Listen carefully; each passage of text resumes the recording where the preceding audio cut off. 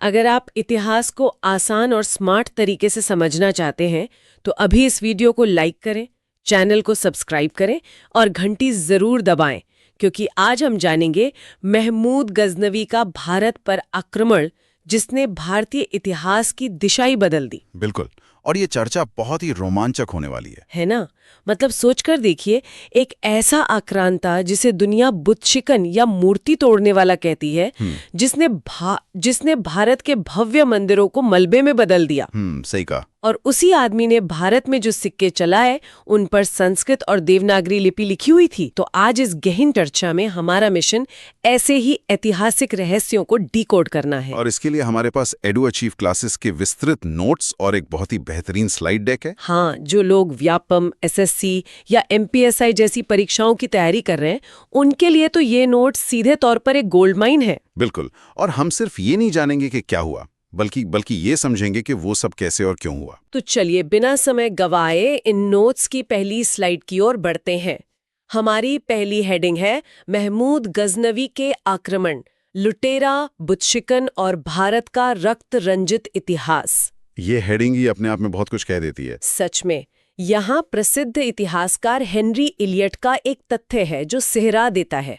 उनके अनुसार गजनवी ने 1000 ईस्वी से लेकर 1027 ईस्वी के बीच भारत पर पूरे 17 भयानक आक्रमण किए थे। बाप रे, 27 साल में 17 आक्रमण। देखिए, ये संख्या ना सिर्फ इतिहास के पन्नों में दर्ज कोई मामूली आंकड़ा नहीं है। बिल्कुल नहीं। इतने बड़े पैमाने पर हमले होने का मतलब है कि वहां की पूरी एक पीढ़ी ने, मतलब उन लोगों ने सिर्फ युद्ध, विनाश और अनिश्चितता ही देखी अपनी पूरी जिंदगी में। क्या खौफनाक मंजर रहा होगा। बिल्कुल। और ये समझना बहुत जरूरी है कि ये सिर्फ धन लूटने की छिटपुट घटनाएं नहीं थी। इन 17 आक्रमणों ने भारत की राजनीतिक स्थिरता और अर्थव्यवस्था को जड़ों से हिला दिया। और नोट्स देखकर यह भी साफ होता है कि हर एक आक्रमण पिछले वाले से ज्यादा सुनियोजित था। एकदम सही। लेकिन ये तबाही रातों रात तो शुरू नहीं हुई होगी, है ना? आखिर ये खतरा पनपा कहाँ से, इसे समझने के लिए थोड़ा पीछे जाना होगा। और यहीं हमारी दूसरी स्लाइड आती है जिसकी हेडिंग है गजनवी साम्राज्य का उदय। हाँ, और परीक्षाओं में इस कालक्रम से सीधे सवाल आते हैं, तो हमारे सुनने वालों को ये ध्यान से नोट करना चाहिए। बिल्कुल। नोट्स बताते हैं कि 932 ईस्वी में अल्पतगीन नाम के शासक ने गजनवी साम्राज्य की स्थापना की थी और अफगानिस्तान के गजनी को राजधानी बनाया। गजनी। फिर 977 ईस्वी में सुबुक्तगीन सत्ता में आता है। ये वो पहला तुर्की आक्रमणकारी था जिसने भारत पर सफल हमला किया और हिंदू शाही राजा जयपाल को हराया था। सही बात है। और इसके बाद 998 ईस्वी में महमूद गजनवी गद्दी पर बैठता है। तो अच्छा, चलिए इस बात की परतों को खोलते हैं। अगर पहला सफल आक्रमण सुबुक्तगीन ने किया था तो इतिहास में महमूद गजनवी का नाम ही खौफ का पर्याय क्यों बन गया? ये एक बहुत ही तार्किक सवाल है। देखिए, सुबुक्तगीन ने निश्चित रूप से भारत की सुरक्षा पंक्ति में सेंध लगाई थी, लेकिन उसके हमले मुख्य रूप से सीमा विवाद तक सीमित थे। मतलब उसने सिर्फ दरवाजा खोला। बिल्कुल, उसने बस दरवाजा खोला। लेकिन गजनवी ने उस खुले दरवाजे को एक खूनी हाईवे में बदल दिया। गजनवी का विजन बहुत ही खौफनाक था। वो बहुत गहरे क्षेत्रों तक घुसता, तेज गति से हमला करता और भारी धन समेटकर तुरंत वापस लौट जाता। उसकी क्रूरता का जो पैमाना था वो सुबुक्तगीन के पास कभी नहीं था। और कोई भी शासक अपनी सेना को क्या संदेश देना चाहता है, ये उसकी उपाधियों से साफ झलकता है। यहीं से हम अगली स्लाइड पर आते हैं। हेडिंग है आक्रांता की प्रोफाइल, उपाधियां। इन उपाधियों के पीछे की राजनीति समझना बहुत अहम है।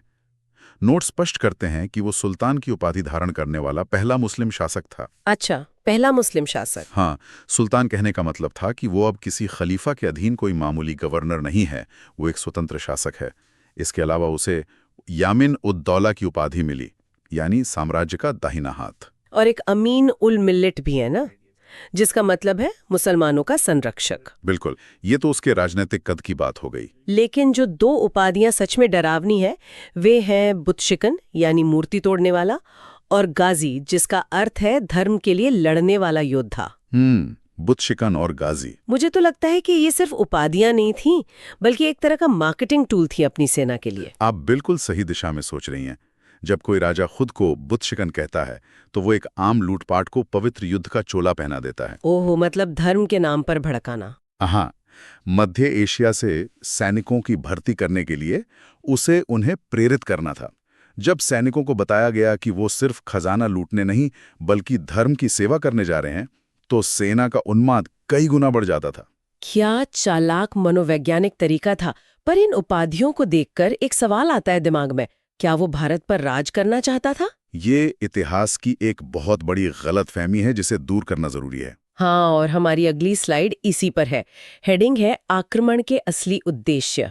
यहाँ जो सबसे दिलचस्प बात है ना वो ये कि गजनवी का भारत में साम्राज्य विस्तार का कोई इरादा नहीं था। वो प्रशासक नहीं, सिर्फ एक लुटेरा था। सच में नोट्स भी यही बताते हैं। परीक्षाओं के लिए 3 मुख्य बिंदु दिए गए हैं। पहला, भारत की अपार धन संपदा लूटना। दूसरा, मध्य एशिया में विशाल सेना बनाना। और तीसरा, इस्लाम का प्रचार प्रसार। बिल्कुल। लेकिन मध्य एशिया में ऐसा क्या हो रहा था जिसके लिए उसे भारत को ऐसे लूटना पड़ा? 11वीं सदी का मध्य एशिया भयंकर उथल-पुथल का दौर था।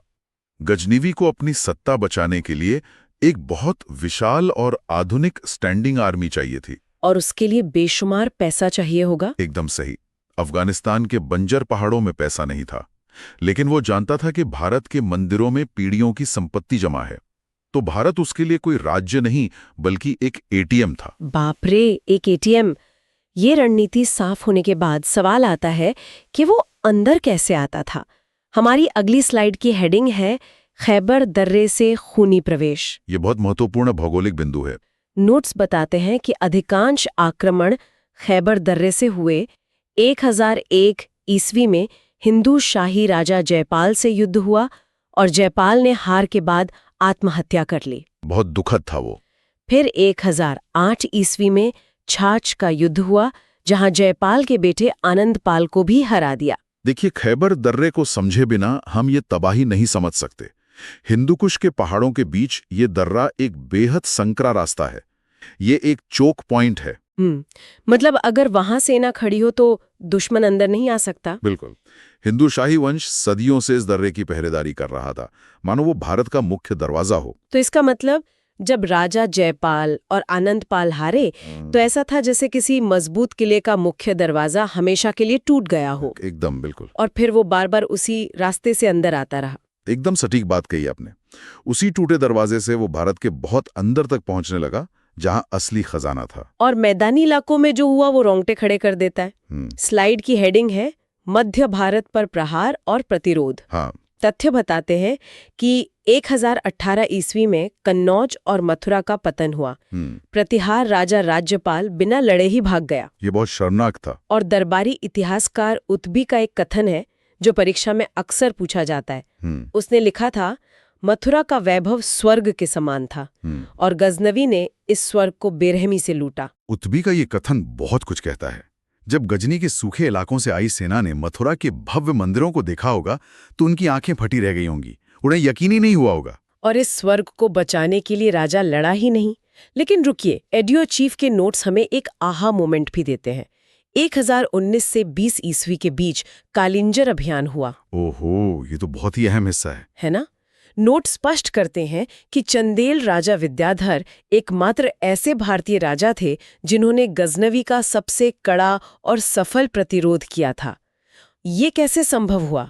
विद्याधर बहुत चतुर रणनीतिकार थे। उन्होंने गजनवी से आमने सामने की जंग से परहेज किया। अच्छा, तो उन्होंने क्या किया? उन्होंने छापामार युद्ध और रणनीतिक वापसी का सहारा लिया। उन्होंने गजनवी की सेना को जंगलों में उलझा दिया, उनकी सप्लाई लाइन काट दी। अरे वाह, ये तो बहुत ही स्मार्ट मूव था। बिल्कुल। गजनवी को जल्दी समझ आ गया कि यहाँ उसकी दाल नहीं गलने वाली।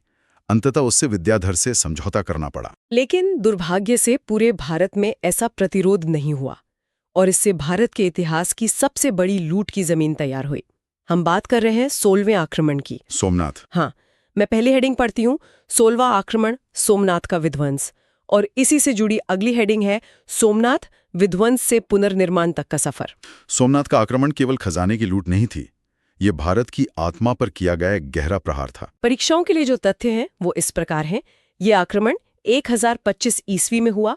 ये 12 ज्योतिर्लिंगों में से प्रथम माना जाता है और यहाँ चालुक्य वंश के राजा भीम प्रथम का शासन था। गुजरात का तट। हाँ, और नोट्स में एक रोचक तथ्य ये भी है कि वापसी में सिंध के जाटों ने गजनवी पर अचानक हमला करके उसे भारी नुकसान पहुंचाया था। देखिए, सोमनाथ इतना अमीर इसलिए था क्योंकि वो अरब सागर के तट पर था, जो व्यापार का बड़ा केंद्र था।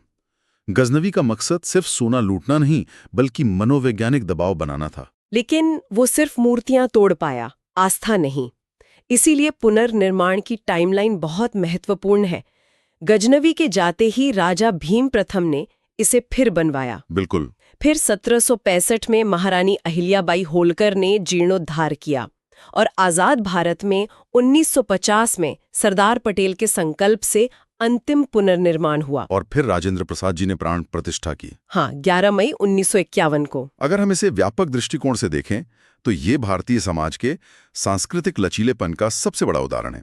हर विध्वंस के बाद इस समाज ने राख से उठकर फिर से निर्माण किया। ये सच में प्रेरित करने वाला है। खैर, अब विध्वंस से निकलकर गजनवी के दरबार का रुख करते हैं। अगली हेडिंग है गजनवी के दरबारी विद्वान। परीक्षाओं के नजरिए से ये सेक्शन बहुत जरूरी है। ये गजनवी का एक बिल्कुल अलग चेहरा है। वो खुद को एक सांस्कृतिक संरक्षक के रूप में दिखाना चाहता था। ये 10 साल भारत में रहा और पुराणों तथा संस्कृत का अध्ययन करने वाला पहला मुसलमान विद्वान था। अलबरूनी का काम इतिहासकारों के लिए एक खजाना है। उसने भारत के विज्ञान, खगोल शास्त्र और जाति व्यवस्था का बहुत निष्पक्ष विश्लेषण किया है। दूसरा नाम आता है फिरदौसी का। पुस्तक है शाहनामा। इन्हें पूर्व का होमर कहा जाता है और इन्होंने ही कश्मीर को पृथ्वी का स्वर्ग कहा था। शाहनामा फारसी साहित्य का महान महाकाव्य है। गजनवी एक अमर ग्रंथ बनवाना चाहता था। और तीसरा नाम है उत्बी का। इनकी पुस्तक है तारीखे यामिनी। ये दरबारी इतिहासकार थे। और चौथे हैं बैहाकी, जिनकी किताब तारीख सुबुक्ततीन है। इन्हें पूर्व का पेप्स कहा जाता है। हाँ, इंग्लैंड के मशहूर डायरी लेखक पेप्स की तरह बैहाकी ने भी दरबार की हर छोटी बड़ी चाल को बहुत बारीकी से लिखा है। और यहाँ आकर कहानी सच में बेहद दिलचस्प हो जाती है। अगली हेडिंग है सांस्कृतिक विरोधाभास, दिरहम के सिक्के। ये सबसे चौंकाने वाला हिस्सा है। मेरे दिमाग में तो ये बात फिट ही नहीं बैठ रही। जो इंसान खुद को बुत शिकन कहता है, वही भारत में दिरहम नाम के चांदी के सिक्के चलाता है, जिन पर संस्कृत और देवनागरी लिपि में लिखा है अव्यक्त मेख मोहम्मद अवतार नृपति महमूद। मतलब वो इस्लामी मान्यताओं को संस्कृत में ढाल रहा है। और हद तो तब हो गई जब पता चला कि उसकी सेना में तिलक नाम का एक हिंदू सेनापति उच्च पद पर था। ये कैसा दोगलापन है? देखिए, इसे राजनीति विज्ञान में राजनीतिक व्यावहारिकता या प्रैग्मेटिज्म कहते हैं। सत्ता चलाने के लिए कट्टरता पीछे छोड़नी पड़ती है। अच्छा। गजनवी को व्यापार चालू रखना था। अगर वो सिर्फ अरबी भाषा में सिक्के चलाता तो यहाँ के व्यापारी उसे स्वीकार ही नहीं करते। तो संस्कृत का उपयोग व्यापार के लिए एक सोची समझी चाल थी। और वो हिंदू सेनापति गजनवी बहुत चतुर था। वो जानता था कि भारतीय लड़ाके कितने कौशलपूर्ण होते हैं। अपनी सेना को अजेय बनाने के लिए उसे बेहतरीन लोगों की जरूरत थी, धर्म चाहे कुछ भी हो। क्या बात है! सत्ता हर उसूल को अपने हिसाब से मोड़ लेती है। अब हम इस चर्चा के अंतिम चरण पर पहुंच गए हैं। आखिरी हेडिंग है आक्रमण के दूरगामी प्रभाव। ये निष्कर्ष हमें इतिहास की सबसे बड़ी सीख देता है। नोट्स के अनुसार 3 प्रमुख प्रभाव पड़े। पहला, खैबर दर्रा विदेशियों के हाथ में चला गया। दूसरा, लाहौर का उदय, पंजाब गजनवी साम्राज्य का हिस्सा बन गया और लाहौर फारसी संस्कृति का नया केंद्र बन गया। इन दोनों का सीधा मतलब था कि भारत ने अपना बफर जोन खो दिया। अब आक्रांताओं का स्थायी बेस भारत की धरती पर ही बन गया था। और तीसरा, सबसे घातक प्रभाव, नावक धनुष का प्रयोग। तुर्कों द्वारा इस विशेष धनुष का प्रयोग शुरू हुआ, जिसने भारतीय सेनाओं को कमजोर साबित किया। ये इतना घातक क्यों था? नावक धनुष बहुत अलग था। इसमें एक गाइड ट्यूब का इस्तेमाल होता था। एक तरह का नलीनुमा ढांचा। बिल्कुल। इस ट्यूब की मदद से बहुत छोटे तीरों को बेहद तेज गति से छोड़ा जा सकता था। ये भारतीय सैनिकों के कवच को चीर देता था और हाथियों में भगदड़ मचा देता था। बाप रे! इस तकनीक ने तो युद्ध का स्वरूप ही बदल दिया। अंततः 1027 में खोखरों के खिलाफ गजनवी का अंतिम युद्ध हुआ और 1030 ईस्वी में उसकी मृत्यु हो गई। गजनवी 1030 में मर गया, लेकिन मैं हमारे सुनने वालों के लिए एक सवाल छोड़ना चाहूंगा। हाँ, बिल्कुल। उसने नावक धनुष और खैबर दर्रे पर कब्जे के रूप में जो कमियां उजागर की, क्या भारतीय राजाओं ने उससे कोई सबक लिया? क्या उन्होंने अपनी युद्ध तकनीक अपडेट की? ये सवाल आने वाले कई 100 सालों की त्रासदी को परिभाषित करता है। अगर हम इतिहास से नहीं सीखते तो इतिहास खुद को दोहराता है। ये एक बहुत ही गहरा विचार है। अगर आपको ऐसे ही आसान और दमदार तरीके से इतिहास समझना है तो अभी चैनल को सब्सक्राइब करें, वीडियो को लाइक करें और अपने दोस्तों के साथ शेयर करें, क्योंकि एडो अचीव क्लासेस के साथ पढ़ाई बनती है स्मार्ट। रॉकेट।